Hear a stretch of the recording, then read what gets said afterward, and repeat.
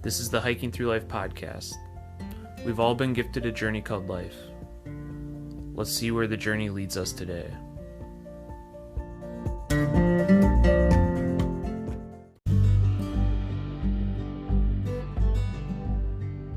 Welcome to the Hiking Through Life podcast, where we talk with people who in some way, shape, or form have been influenced by the outdoors. I'm Andy, the producer of this podcast, and my lovely wife Sarah will be your host. Together, we make up Hiking Through Life. This podcast is all about bringing all kinds of people who are inspired by the outdoors and sharing their stories. We hope that by sharing people's stories, it inspires others to get out and live a more meaningful life.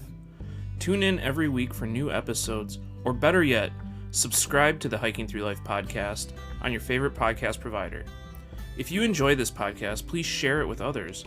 Also, if you have a story to share or know of anyone who might be interested in being a guest on this podcast, head on over to hikingthroughlife.net/podcast and get in touch with us. Now sit back and enjoy this week's episode. Welcome to the Hiking Through Life podcast. Today we are talking with Jo Swanson, who is part of the Superior Hiking Trail Association team of staff members. Jo has been a trail volunteer since 2007 and staff member since 2015. She coordinates volunteers in trail work and manages trail data and mapping. We are excited to have Jo on with us today and talk about some basic trail tips, proper trail use, and ways people can support the trail. Welcome to the podcast, Jo. Thank you so much. Happy to be here. Yeah. So before we get into more about the Superior Hiking Trail, can you tell us a little bit about your own personal outdoor background and what got you interested in all of this? Sure. I have been fascinated with long trails since I was in third grade when I saw a picture of the Appalachian Trail and some hikers. And ever since that moment, I wanted to be involved with trails. And the first trail that I ever hiked was actually the Superior Hiking Trail. And I made every conceivable bad decision when I first started backpacking on the SHT. It was just every mistake you could possibly make, I made it. And that was a really great place for me to learn because it was close to home and it wasn't as dramatic terrain as you get in other parts of the country. So I was able to learn a lot and have gone on to hike about 20 long distance trails across the country and just really value all of the connections I've made with people, with the land, and I'm really happy to be part of the Superior Hiking Trail Association. That's kind of cool that you were inspired in third grade by that. Yeah, I was kind of a weird kid. I mean, was outdoors like a thing that your family kind of emphasized and did, or not really? We definitely went camping and went on picnics. And when I discovered that there was such a thing as long distance hiking, I went home that night and asked my parents if we could go, hike the Appalachian Trail. And I was totally shocked that they said no. So they weren't into the long distance hiking thing, but they definitely made sure that I got out and was able to play in the outdoors. And when you say it's close to home, are you from the Duluth, Two Harbors area? Yeah, I grew up about an hour south of Duluth. Oh, okay. So yeah, super convenient. And when you went out and did that trail, did you go with your family on the Superior Hiking Trail for your first time, or was it a solo trip? Solo. Most of my hiking has been solo on the Superior Hiking Trail. I just didn't know anybody who backpacked. So I didn't have anyone to learn from. The internet existed, but it was not quite as helpful as it is today. So what were some of the most rookie mistakes that stand out to you? I mean, was it overweight pack, the wrong shoes? All of the above. I had a 55-pound backpack, which was filled with all of the food I needed for an entire through hike. So don't do that. I also had never practiced some basic backpacking techniques like hanging a bear bag. It took me 45 minutes the first time to try to hang up my food bag at night. And it was very frustrating, and I might have hit myself with a rock while I was trying to do it. So practice that stuff before you go on the trail. I totally practice that in your own backyard. Yep. Oh my gosh, 55 pounds. I can't even imagine. Well, I fell down a lot. Yeah, I bet so. I mean, I fell down even just like with a 15, 20 pound pack. Just slipping here and there. Exactly. What year was that in? That was 2004 was when I first started. And I that was when I was in college, and I did backpacking every summer when I could get away and do a little piece of the trail. My first through hike attempt, I don't know that I even have to bother saying this, but it was unsuccessful. It was very successful, and then I learned a lot. And did you ever earn a trail name with your all of your hiking experience you've had? On the Appalachian Trail, I was named Someday. What's the story behind that? Well, I was a southbound Appalachian Trail hiker, and the northern part of the Appalachian Trail is the toughest terrain. So you encounter that first when you're not in particularly good shape. And the whole trail was a big struggle for me, but the northern part was by far the worst. And I was at a hostel and talking with the man who ran the hostel, and I didn't have a trail name yet, and this really bothered me that I'd been hiking for a month and I didn't have a trail name. We were just having a conversation, and I was talking about how someday I will be able to climb up these mountains without huffing and puffing, and someday this, and someday I'll get a trail name.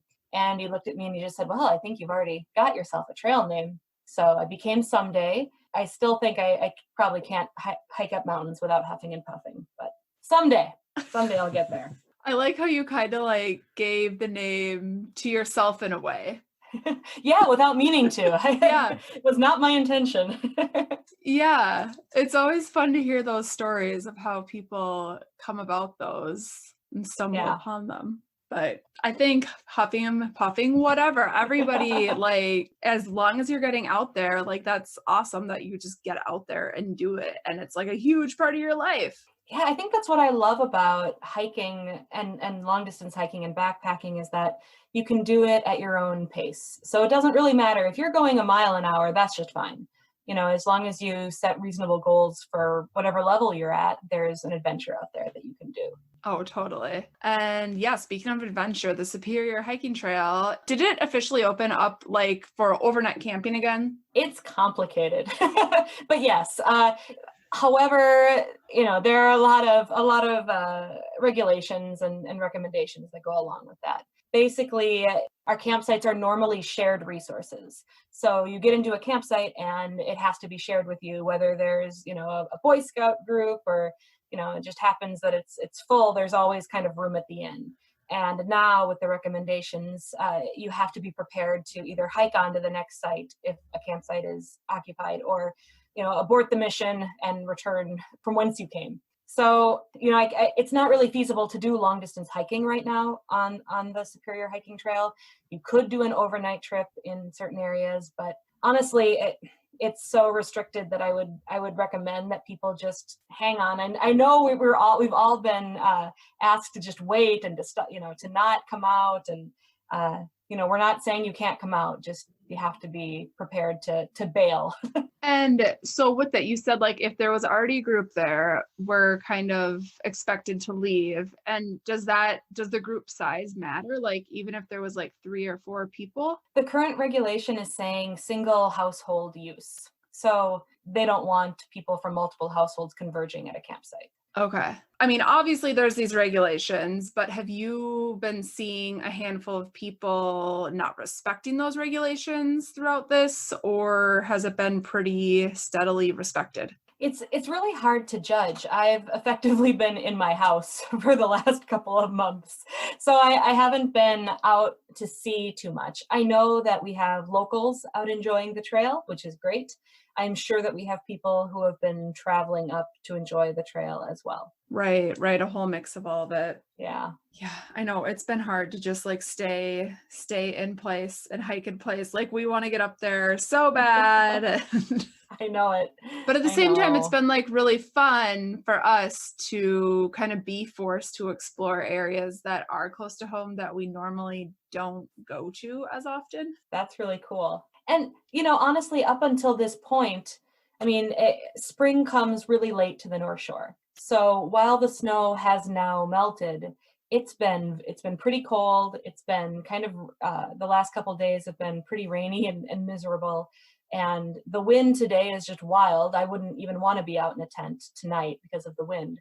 So, we feel like our season has been shortened a lot, but in reality, the nice camping season is still yet to come. You haven't missed out on a whole bunch yet. Yeah, exactly. My favorite time of year up there is like September, October, honestly. Yeah, it's pretty fantastic up here then. Yeah. Do you have a trail plan that you're going to go hike?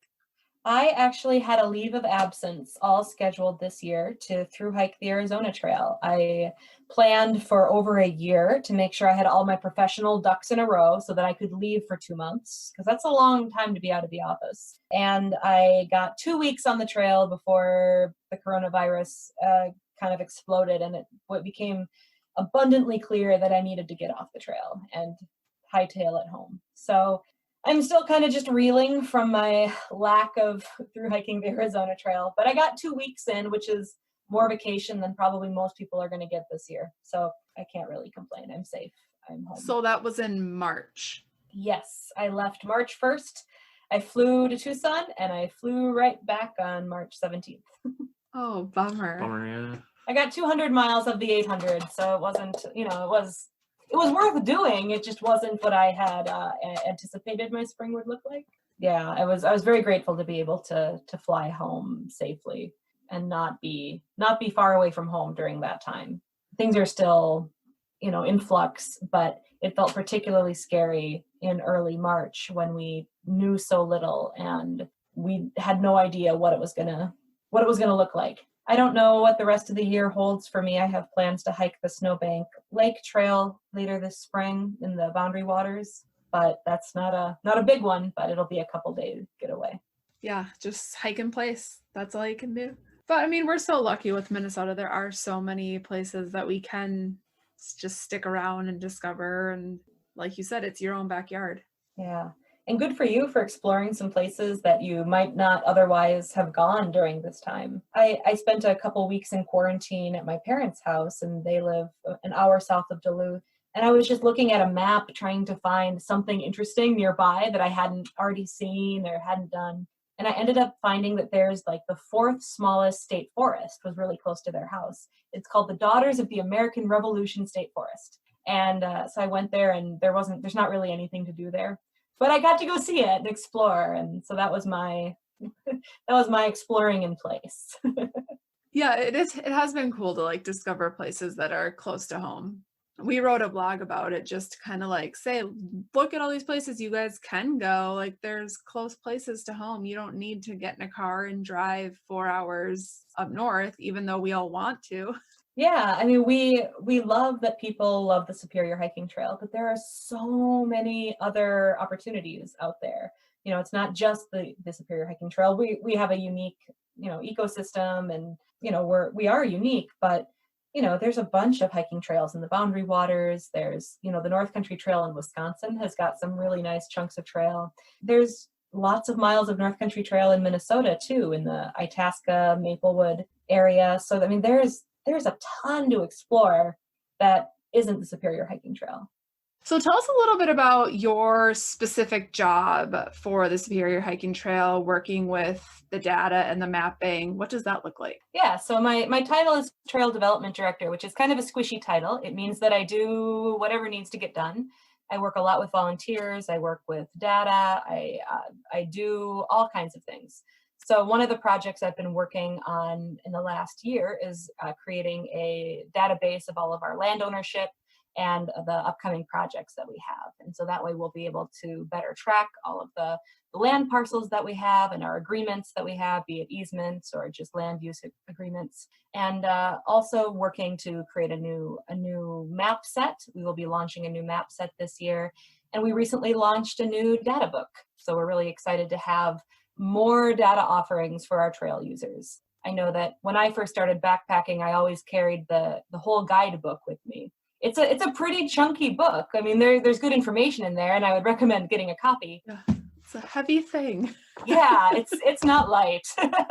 It's really hard to condense 300 miles of trail into a small book.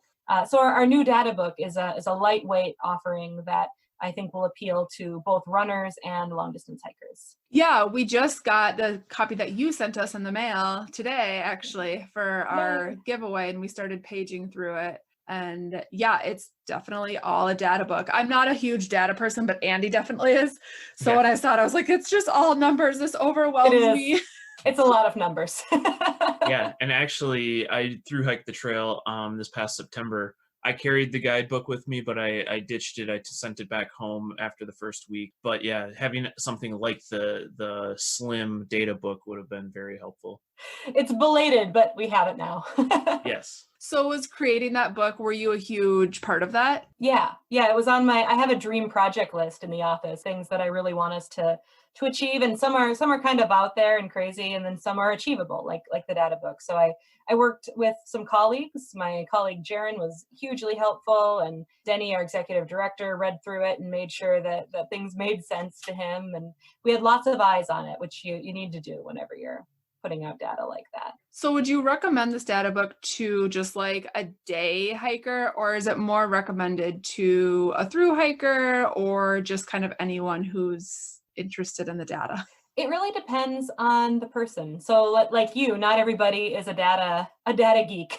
Yeah, gives me a headache. Right, yeah. Some people really want the background information, which the guidebook gives. If you want to read a narrative about what you're going to see, if you want a little piece of interpretation, then the guidebook is the better fit. A lot of people are just getting both, and then they can page through and read about a section that they're going to do, and then they bring the data book with them when they actually go out onto the trail. So really, it's a personal preference. They both have pros and cons, and maybe you just want both. Awesome. Is that the newest addition to the Superior Hiking Trail, like set of books that people can get? Yes. Yep. We just printed it this spring, and we're hoping that we'll be doing a guidebook update hopefully next year. We'll see how that shakes out, but that's the current thinking, is that there will be a guidebook update next year and new maps in a month or 2 months from now. Sometime this summer there will be new maps. Okay. But those old maps that people have will still be relevant enough to use, correct? Yeah. Yep. Our new maps will be zoomed in, so you'll be able to actually see more. They will be similar to some of the North Country Trail Association maps, if you've ever used their maps. It will give you a more in-depth view of what's going on out there. Right now, it would be kind of hard to use our existing maps for actual navigation purposes. It's at such a high scale that, like, when you're looking down at the trail line, the little squiggles kind of get blended together. And this new map set that we're working on, you'll be able to actually see every individual squiggle. We have a lot of squiggles on the SHT. Yes, I can attest to that. So with the virus and pandemic situation, I was actually hoping to get out and volunteer to do trail work out there this spring, but that obviously got put on hold. Is there plans to, I guess, start that up either anytime soon in the summer or later in the fall? That's a fantastic question. We would love to know the answer to that. Right now, we're in a wait and see situation where we're going to get done everything we can possibly get done, but our whole season will be shrinking. So what that means is we'll end up contracting out some projects that we would normally do with volunteers, just so that we know we can get them done. And then we'll still hopefully be able to host volunteer events later this season. I know that won't happen before July, and we'll see how things go. It's hard because when we host volunteer events, they're really fun and they're communal and they're people from all over, and it's such a great atmosphere. And that's the exact thing we can't do right now. Right. That's the problem. People from all over. Yeah. People and living in close quarters, we'll have like a communal eating space and we're feeding people. And, there's just all these issues now that we didn't have to deal with a year ago. So we'll see. We miss our volunteers and we miss getting things done on the trail. May is usually one of our busiest months of the year. It's just a whirlwind. And it's so weird to be in May and not have weekend after weekend a volunteer project. Yeah, it looks so different. That's crazy. That's such a bummer. Yeah, it's a huge bummer. So say it was a normal season, like What does a typical volunteer project look like for a person? And is a staff member typically leading them on that? So spring is a great example. Every May, we have 2 or 3 trail clearing weekends where we get a bunch of our certified sawyers will come, and then we need a bunch of swampers, which are helpers, people that will help move the brush that the sawyers clear. And what we do is we'll host volunteers at a community center type place. People can camp outside or they can camp inside, and we feed them some meals and send them out in teams, and they clear the trail. And it's just really fun because you come together as a big group for the meals, but then you go off in these smaller groups, so you get to know a small group pretty well, which is really fun. And we typically do that, three weekends out of May. Yeah, I know. We wanted to come do one last year and then something came up, but they sound so cool. Like it sounded like we were gonna stay in the community center, I think. Yep, we Up host there. at the Claire Nelson Center in Finland, and also the Schroeder Town Hall. So those are just 2 really fun venues, places that you don't normally sleep. Yeah, exactly. And so when you say people are clearing the trail, like, can someone who's never used like a power saw or something come do this? Or what are the expectations for your volunteers? Sure. So all of our sawyers have to go through a special training with the U.S. Forest Service, and they have to be first aid CPR certified. So there's a pretty clear process for how to become a certified sawyer. But then we also need non-sawyers to come to those events because we need people to help the sawyers out to carry the saw and to move all that brush. So you don't need any particular training to be a helper there. We need, many hands will move the brush much more quickly. There's a wide variety. That we have some volunteer projects where you absolutely need training and you need to have gone through a process. And then others that are more like, hey, we need a bunch of people, and you don't need any particular skill set, just an ability to hike through the woods and get a little muddy. And do you typically find that like families will come up and volunteer, or is it usually a wide range of people? It's a very wide range. We do get some families that will come up, and that's really fun. Yeah, we talked with someone from the North Country Trail who does lots of volunteering on the North Country Trail, and he volunteers on the trail with his family. And I think that's super cool that that's like a family tradition for some people to go out and clear trails together and give back to something that you love so much. Yeah, I love seeing kids on the trail, whether they are volunteering or just hiking. I love the idea that we're nurturing that next generation's love for the resource. Yeah, absolutely. So if people wanted to come out and volunteer when everything is back to normal, is the best way for them to do that just to come check out the website? Yeah, so at our website, superiorhiking.org, we have links to a volunteer portal that we just launched this year. And this volunteer portal shows all of the upcoming volunteer activities. It shows all the different programs that we have. So, every volunteer opportunity is in some kind of program. Maybe it's section adopting, maybe it's clearing the trail, maybe it's building stuff. So you can check out the different realms of trail work that we offer. And you can also sign up to follow certain ones so that you get notified when we do have events in those particular programs. Yeah, I know we're on that email list and we're excited to get out there when we can again. Get something booked on our calendar for that. Yeah, it's really hard to not be out there. Yeah, totally. So for people who don't even know what the Superior Hiking Trail is, I'm guessing most of our listeners know what the Superior Hiking Trail is because most of us are from Minnesota. But for people who are unfamiliar with it, could you give a little background on what the trail is, how long it is? The Superior Hiking Trail is about 300 miles long. It's a hiking trail only. It goes from an overlook of the Canadian border down to the Minnesota-Wisconsin border. And as of last year, it's officially part of the North Country Trail, which is a 4,600 mile trail from the middle of North Dakota, and it goes all the way to Vermont now. So we're really excited to be officially part of the North Country Trail. We are our own trail. We retain our identity. We're still the Superior Hiking Trail, and that's not going to change. We have a number of trailheads where hikers can access the trail, and we have 94 backcountry campsites. So there's lots of opportunity to enjoy a day hike. We have some loops. You can always do an out and back. or you can turn it into a long adventure or a through hike like Andy did. Yeah. And 94 sites. So is there any specific areas you might suggest for a new person to go to? Someone who's never been to the trail, but really wants to try out a one-night backpacking trip? For a beginner, honestly, I would recommend something between Duluth and Two Harbors. This is the gentlest section of trail, so there's the least amount of up and down. And if you are getting used to your gear and you're getting used to what it feels like to carry a backpack, then you're going to be grateful to have gentler terrain. There's also typically less traffic between Duluth and Two Harbors because it is less dramatic. So you don't get the big sweeping overlooks, but you get a little more solitude and you get beat up a little less. Now, there's an argument too for going farther north where you do get those big overlooks because that's really dramatic and iconic and beautiful. But for starting out, I would recommend dreaming, a little smaller. My mistake when I first started was I was dreaming way too big, and that wasn't the answer. So, try it out. Learn how your gear works. If you are more familiar with how your gear works, or you feel like you want to tackle something a little more intense, you can go farther north.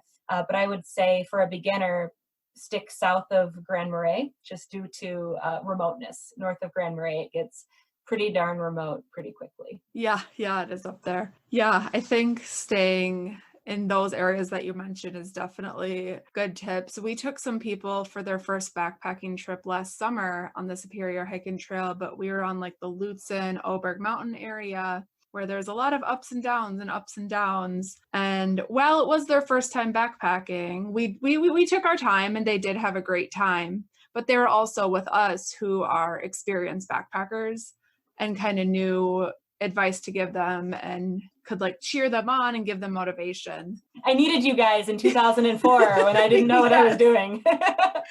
Right. Yeah, it's always good to have that someone who knows what they're doing and motivate you and cheer you on and just a little bit of moral support. Definitely. But there is something to like going out on your own. I mean, I think that's super ambitious, and like I really look up to people who can go and do that too. Like I've never done that on my own, and I don't know that I would work up the courage to go do that on my own. Just be like, I'm gonna do this big backpacking trip all by myself. And I know so many women go do that by themselves, and it's inspiring to see. I love hearing about it and reading about it. It's really empowering. I've found that the first 2 minutes on the trail are the scary ones. And then after those first 2 nerve-wracking minutes, you're like, oh, this is fine. Like I'm in the woods. I get this. Even I still have a moment of maybe not trepidation, but second guessing myself sometimes when I go out into the woods. Just those first couple minutes. Oh, even now after like your handful of experience. Yeah. Yeah, just like that first thing. But then you're out there, you're like, I know what I'm doing. Exactly. So for people who also have never been backpacking, and I suppose like when you started, did you watch YouTube videos to learn about basic trail, like pack it in, pack it out, leave no trace type of rules, or how did you inform yourself about that? There was information in the guidebook that I read, and that was about all I knew. I had learned from visiting a lot of state parks and being from a fairly outdoorsy family. I knew, some general leave no trace stuff. I don't know that I would have called it leave no trace. It was just like how to be a decent person in the woods. But, I learned through there, and we've done a lot of work in recent years to try to educate our trail users on how they can be good stewards of the resource, because we have seen an intense amount of growth in terms of how many people are out on the trail. We don't know exactly how many people are out there each year, but we estimate 100,000. So if each person leaves a piece of trash, that's a huge impact. If each person walks around a mud puddle instead of going through it, all of a sudden we've got a 6-foot wide trail and the whole thing is mud.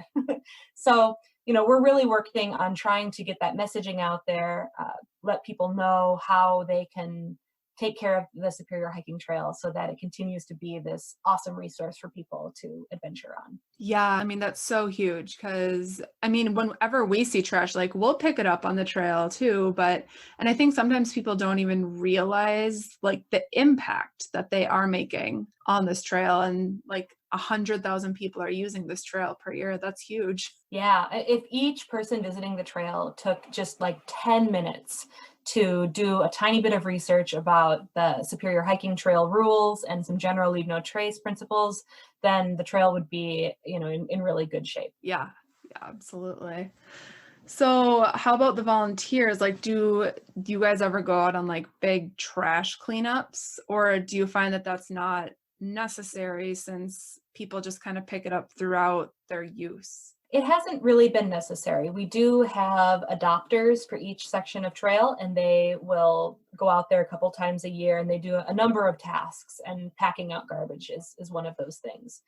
Each campsite also has an adopter, and those adopters will go out and dig through the fire pit and make sure there's not stuff left in there that's never going to burn.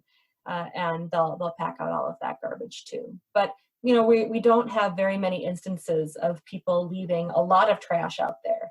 And I think most of what does get left really is an accident. It's the micro trash. It's when you've got a wrapper in your pocket, and you're also keeping your map in your pocket, and then you bring your map out to look at it, and that little piece of wrapper just flies away. So I think mostly it's unintentional stuff that people don't realize that they're doing, and if we were all just a little more aware, it would help out. I love that people can adopt a site. Is that something anybody can do? Yeah, so there's a process. You'll go to the Galaxy Digital volunteer portal that we have on our website, and you just click that you're interested.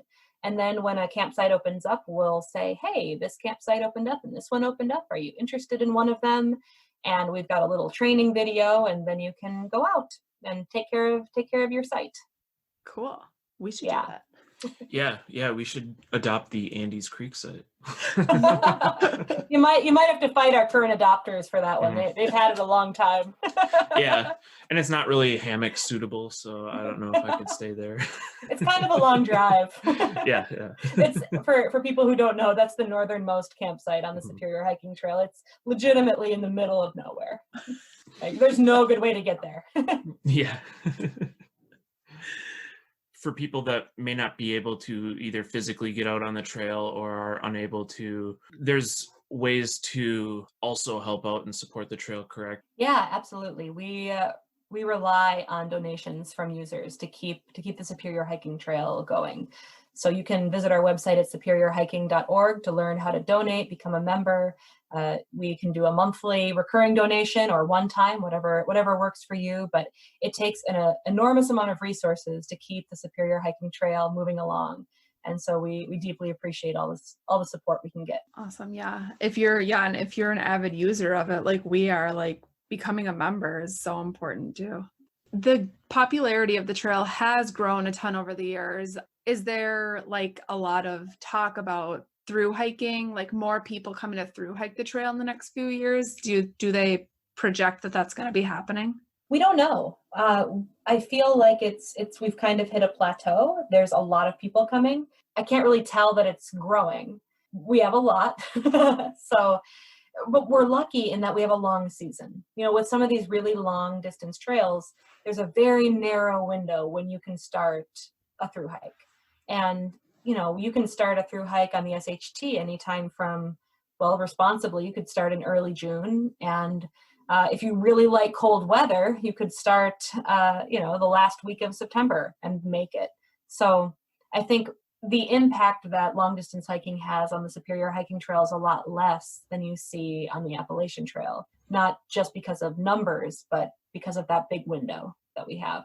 They would never think of building like trail shelters on there, would they? I feel like that would just be asking for an explosion of use.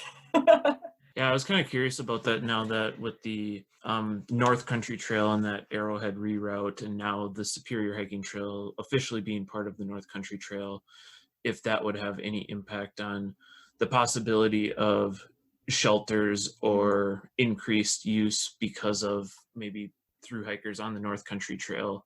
However, I guess through hiking the North Country Trail is quite the feat, so maybe there wouldn't be a huge number of people doing it. Yeah, there aren't a huge number of North Country Trail through hikers. It's really hard to get almost 5,000 miles of hiking in the North Country without significant snow. So I think that deters a lot of people.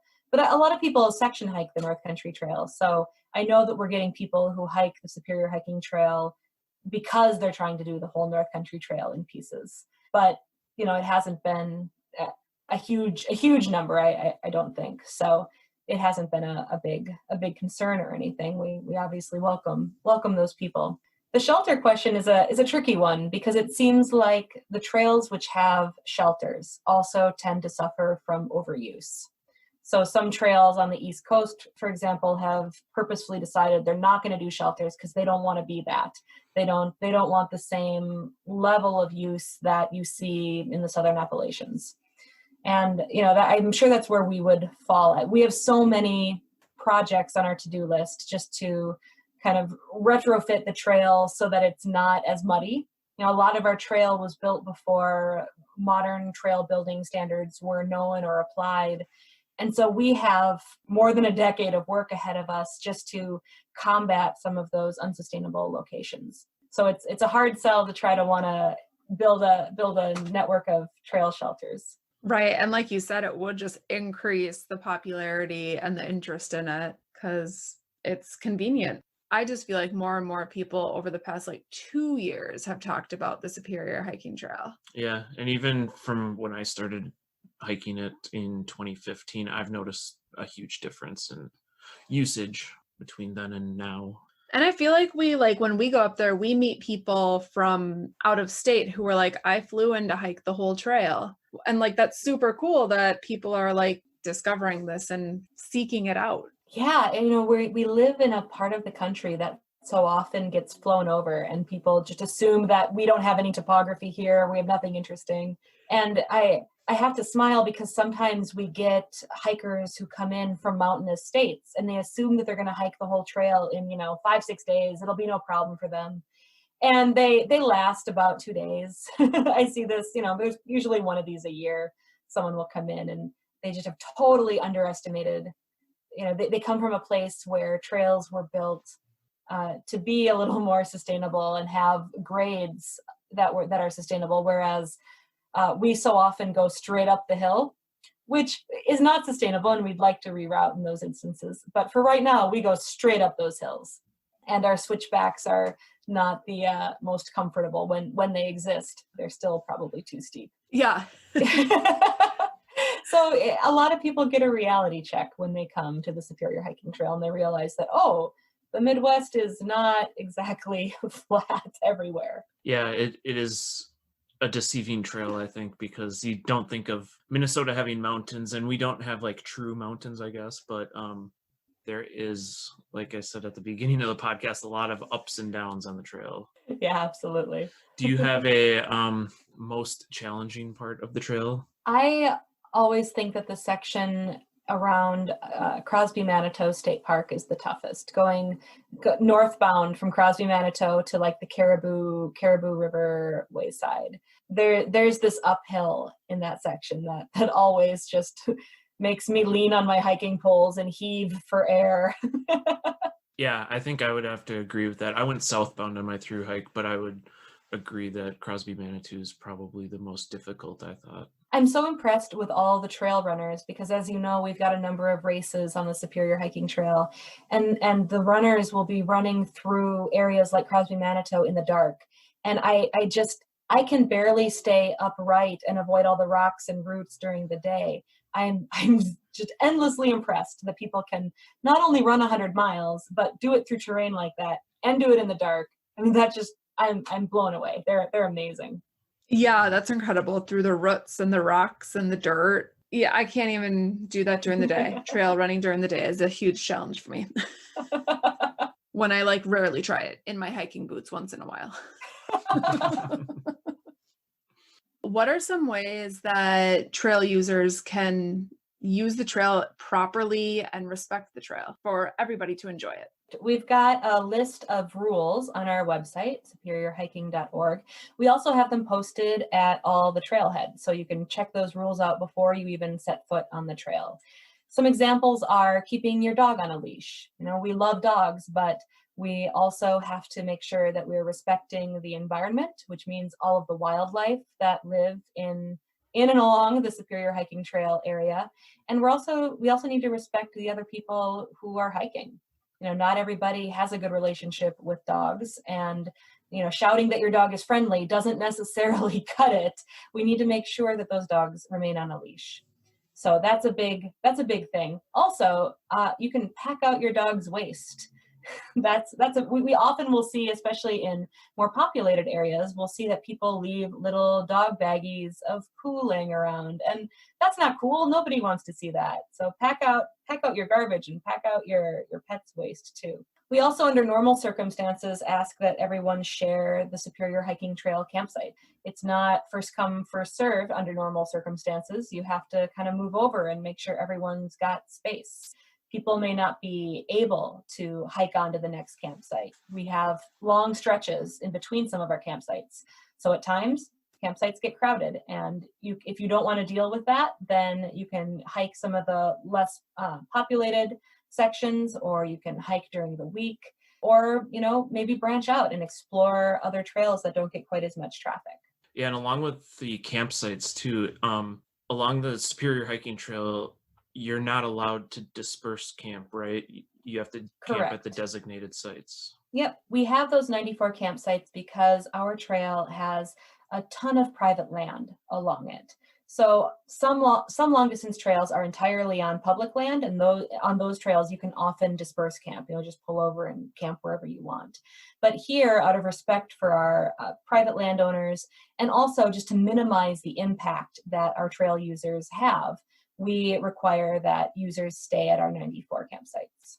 And also for users that may not be familiar with the trail, in the Duluth section, there are no campsites, but using the Superior Hiking Trail guidebook, you can find other areas, whether it be a hotel or paid campgrounds that are along the trail. So just be aware that in the Duluth section, there aren't those free campsites that you would normally encounter in other areas of the trail.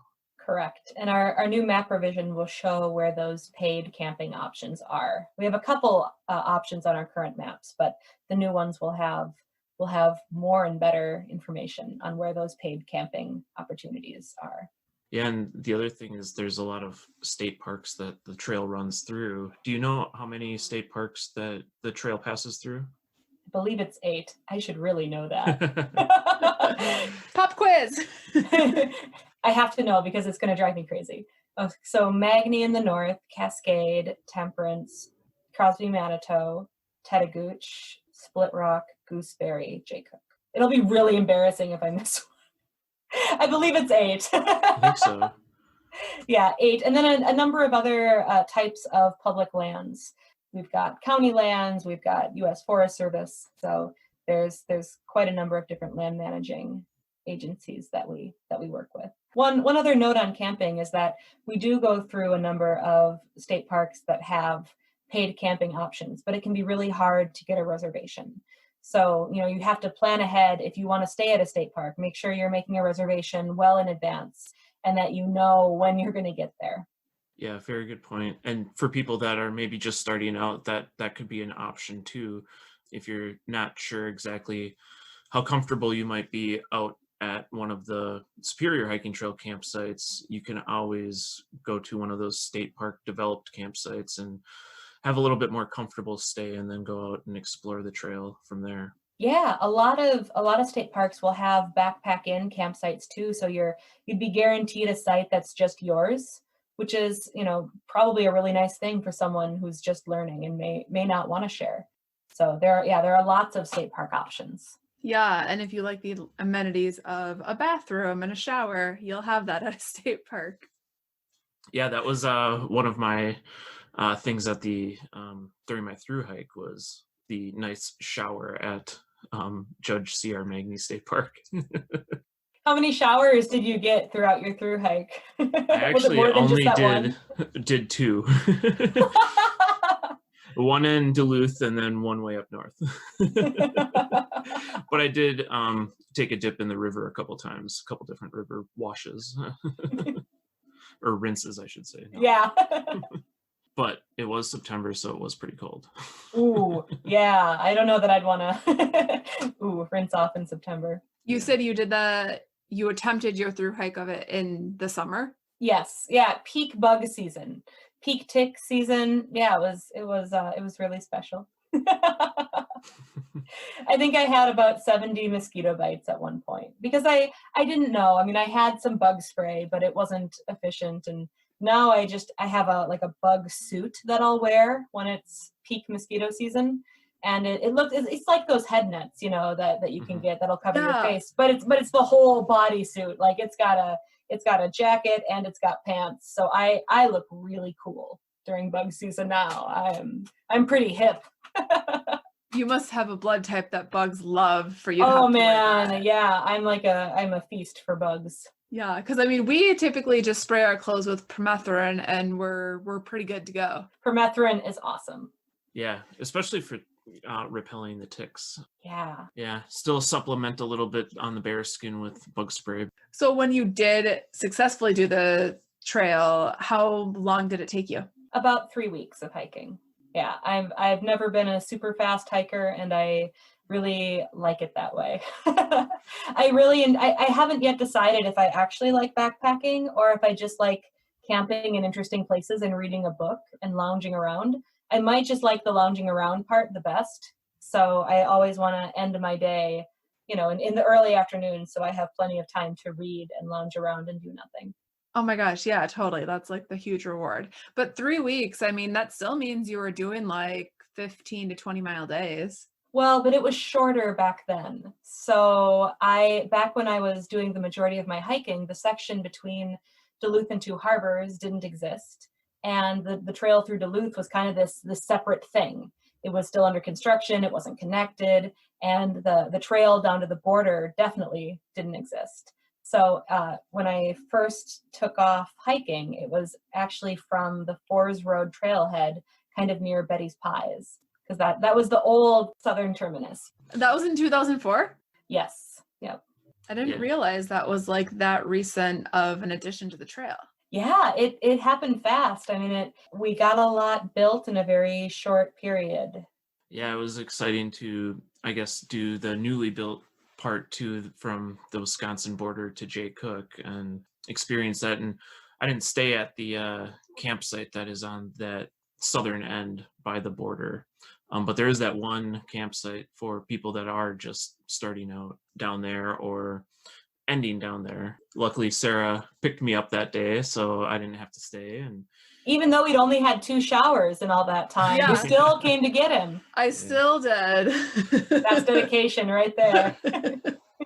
Yeah, she actually hiked with me up until Jay Cook that day. So the last day, she joined me and we hiked pretty much from Spirit Mountain to Jay Cook. So it was a pretty long day, and she was kind of exhausted. And after we got to Jay Cook, she's like, "Yeah, I think I'm going to go back to the car. You can kind of go down to the Wisconsin border yourself." Yeah, that's what I was like. This is why through hiking isn't for me. 17 miles a day is a little too much. Yeah, that's some rugged terrain out there too. Yeah, there was some big inclines in that area. Yeah, up to Ely's Peak and everything. Yeah, that's such a beautiful area. I think too often people will bypass the Duluth section, but there's some surprisingly remote spots where, if you were airlifted in with, a blindfold on, you'd have a hard time believing that you were in the midst of a big city like Duluth. Mm-hmm. Yeah, that's what I was a little bit surprised with too during my through hike. Was I was not necessarily looking forward, I guess, to the Duluth section, just because I was thinking, yeah, I'm gonna be hiking in this city. But it actually wasn't too bad at all, because I mean, even up kind of in the Hartley Nature Center and all of that area, you're pretty kind of wooded even in the city. And then you get down, I mean, you go through Canal Park a little bit and along the lake, and that's beautiful. But then when you go back up the hill a bit and get up to like Enger Park and stuff, that surprised me how, I guess, remote it seemed and wooded and stuff. Yeah, I grew up going to Enger Park as a kid and climbing the tower, and it's so interesting now to have that be a landmark along this long distance trail, and how interesting that, this place that I went to as a child and now this entity that I work on have merged. That's really I really love that section of the trail. Yeah, it's great too for people that are maybe just visiting Duluth and just want to get out for a day hike, go explore some of that area. Yeah. And that's what we've done too, is even that Ely Peak area. It's a little bit of a drive from the main area of Duluth, but it's a beautiful little hike, and we often see a lot of day hikers in that area too when we visited. But it's beautiful and kind of climbing up to the top of the peak. Yeah, I mean, we've talked a lot today about backpacking, but probably a lot more people enjoy the Superior Hiking Trail by using it for day hiking opportunities. And there are just a ton of those in Duluth and everywhere. I really love going out and back because it means you don't have to set up a shuttle, and especially in the era of COVID-19. And when I go out and then turn around and come back, I always see something different. And I'm always amazed that the way back is never quite as far as I think it's going to be. I don't know if it's just how my brain works, but I always end up getting back to the car a little sooner than I think I will. That's so true. It's always like the going there that seems longer, and then because you've already done it before, you know what's expected on the trail, you know what's coming. It's always so much shorter, and then you're like, oh, I made it to the car. Now I can go get my burger and my beer. Good priorities. Yes. Very good priorities. Exactly. Yeah, speaking of shuttles, I know there is a Superior Hiking Trail shuttle up there. Are you also familiar with Harriet Quarles? Harriet Quarles. Yeah. Mm-hmm. Yep. Yeah. Do you want to tell people a little bit about her? Well, she's been running shuttles in the Grand Marais area for I don't even know how long. She's kind of a legend on the Superior Hiking Trail. So she's still giving shuttles this year, as far as I know, and the Superior Shuttle is another good option. They're doing shuttles as well. I believe that the Superior Shuttle is not doing a normal schedule. In typical years, the Superior Shuttle will run kind of like almost a bus schedule where they stop at certain trailheads at certain times, and you make a reservation and be at a certain place and carry on. I believe this year that the Superior Shuttle is only doing things by reservation only, and they're not going to run that set schedule, just with the challenges of sanitizing vans and all the things that come along with COVID. So I don't know all the details about how the different shuttle services are going to work this year, but you can find links to their information on the Superior Hiking Trail website. Yeah, because those are great resources for through hikers especially. But out and back, obviously, you wouldn't need to use a shuttle, but really great for through hikers. Yeah, I just saw Harriet posted on the Superior Hiking Trail group last night on Facebook that she is officially starting rides again. And that dogs can come along. Yeah, that's another thing I found during my through hike. Very accessible is many of the trailheads had a little bit of information, whether somebody put up their card as a shuttle service or something. But there is easy shuttle service access, and trailheads are plentiful along the trail. And I also found that during my through hike, there's a number of different small towns too, so resupplying is very easy and accessible along the Superior Hiking Trail. So for people that are thinking of a through hike, I would highly recommend the trail. I would say it's a challenging short trail just because there is so many ups and downs along the trail, from the river valleys to the awesome overlooks along the lake. And so be prepared for that. And definitely be prepared to share sites too. I did that along my through hike, especially in those more populated areas. Like, for example, I passed the Bean and Bear Lake area during a weekend, and it was crazy. Oh no, what does Jo think of that area? It's beautiful, but it's very populated. That's our area that has gone the most viral, I would say. So if you're looking to get away from it all, don't go to the Bean and Bear Lake Loop. It's popular for a good reason, but there's so many other beautiful places that get a tenth of the traffic. Yeah, it is so true when you say that's the one that's like gone viral. That's where all the photographers are.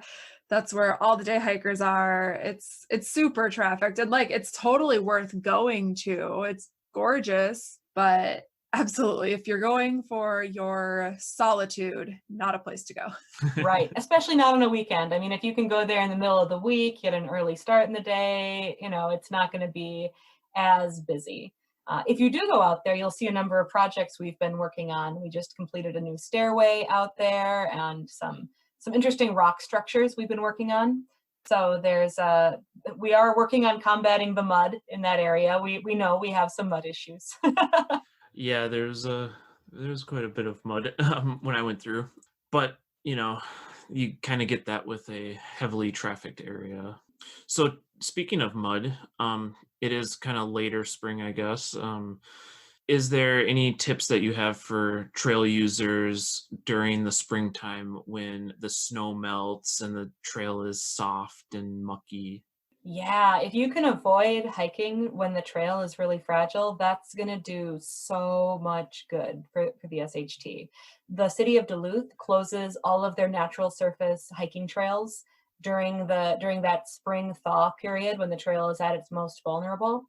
For a number of reasons, we aren't able and haven't started closing the whole trail down during that time. When you've got a 300-mile long trail, it's so hard to assess conditions. When could we open certain sections? Well, we have a couple sections that are just always muddy. So what do we do there?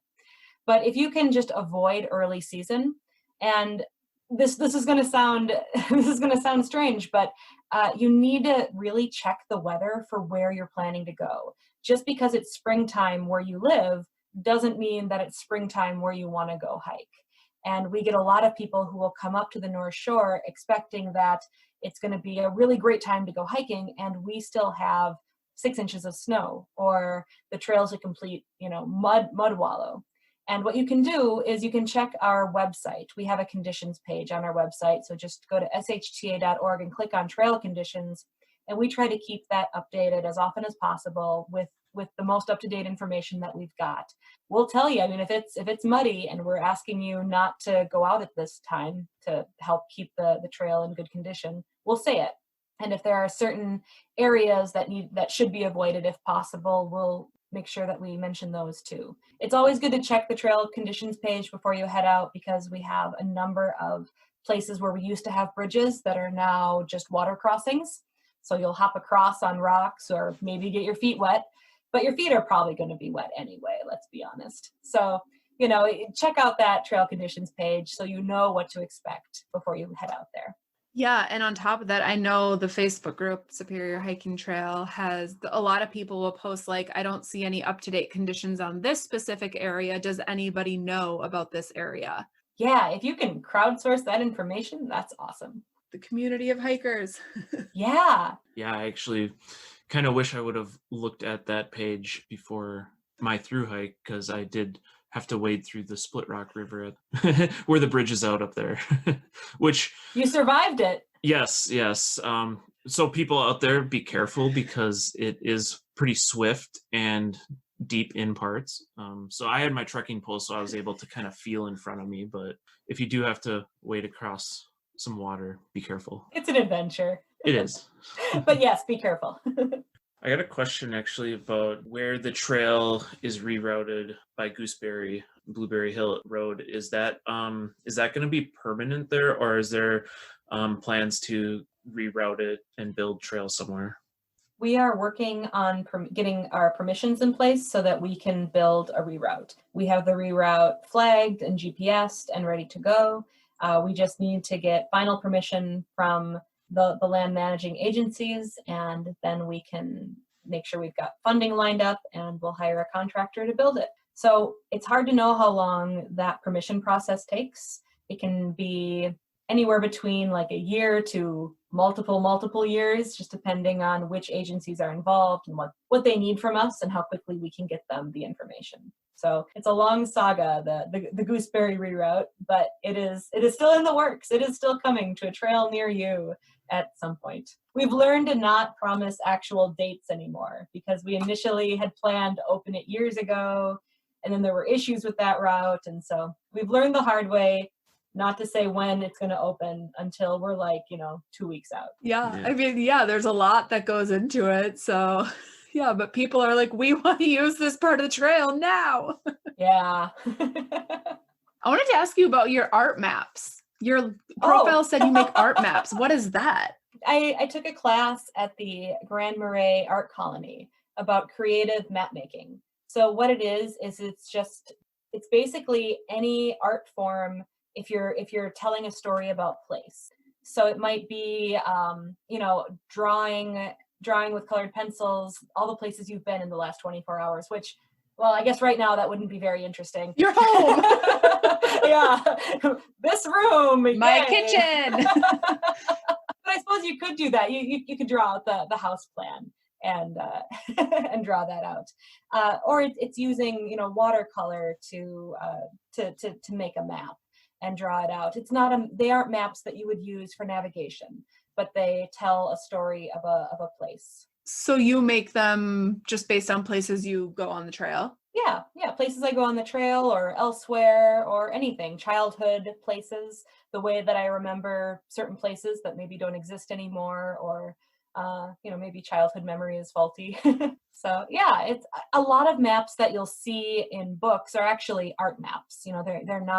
They're meant to be more of a work of art than a map conveying precise detail. That's what I pictured it to be. I just wanted to confirm that. Yeah. Yeah, it was a really fun class.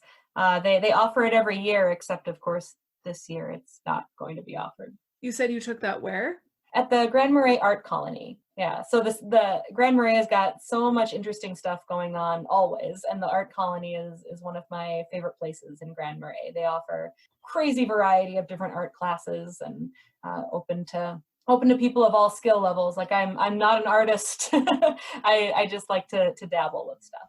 And that's separate from because I know there's a folk school of some. Yep, the North House Folk School is different, and they also have a wide variety of, more hands-on classes, not as artistically inclined. But I guess woodworking is art. I mean, it depends on your definition of art. A lot of what they do is art. Cool. Yeah, it's such a cute little fun area. We always dream about moving up to that area. We talk about it a lot. Every time we go up there, we're like, we should move up there. We would love it. We'd be at the trail all the time. And just the community and the music and the art and it just sounds like a lovely place to be. So have you lived up in this area all your life? No, I've lived all over. I worked for the Great Eastern Trail Association in southern West Virginia for a while, lived in Alaska and Alabama, and traveled around the world, and kind of had to leave in order to know that I wanted to come back. Yeah, a nomad. And then you kind of realize, wow, home is amazing. Yeah, what a great place to be. I've really enjoyed having the Superior Hiking Trail in my backyard. And there's not a huge population up here, but we have all these amazing volunteers who come up and visit. And so I see so many people under normal circumstances. And I get to interact with so many different people through my work. It's really been a joy to get to know the community better, both the North Shore community, but then the extended community of people who love the North Shore. Right. The people who come up there during tourism season and make that highway jam-packed, but they're all there for a reason. Yep. Yeah, because state parks are open, so people can still go explore all of those parks. Yep, they're open, but not for camping, not yet.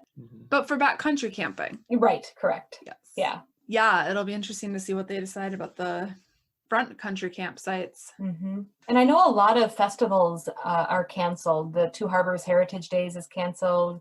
Grand Marais has canceled its annual Fisherman's Picnic.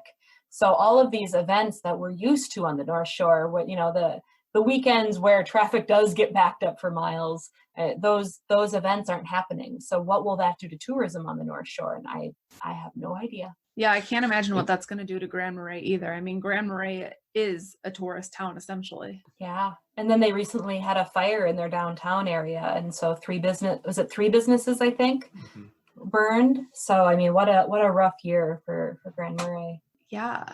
which is why it's, I guess, even more important for people to kind of respect the social distancing and hike near home, at least for the time being. Yeah, as of today, May 18th, I believe Cook County is one of the last 3 or 4 counties that doesn't have a confirmed case, which doesn't mean it's not there. It just means that it doesn't have a confirmed case. And our small North Shore towns don't have the big hospital systems to fall back on if COVID-19 does have start running rampant on our community. So yeah, it's a kind of a scary time, and it's a tough line to walk, where we of course rely on tourism, and we welcome people to come play on the North Shore and enjoy our backyard. Of course we want that.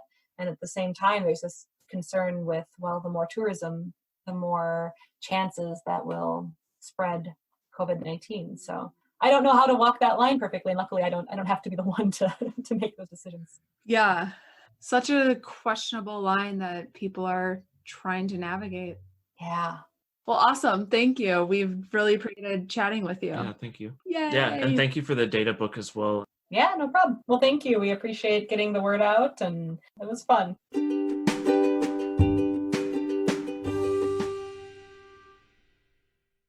We love sharing these stories with you through the Hiking Through Life podcast, and we're so grateful that you listen to this podcast. If you'd like to support the Hiking Through Life podcast further, we have these amazing new t-shirts and water bottles. The t-shirts come in 4 colors, and the water bottles are perfect for trails, adventuring, or daily use. Consider checking them out at hikingthroughlife.net/shop.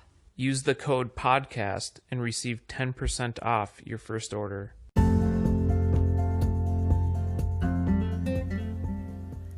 You've been listening to the Hiking Through Life podcast. Peace, love, and hike through life.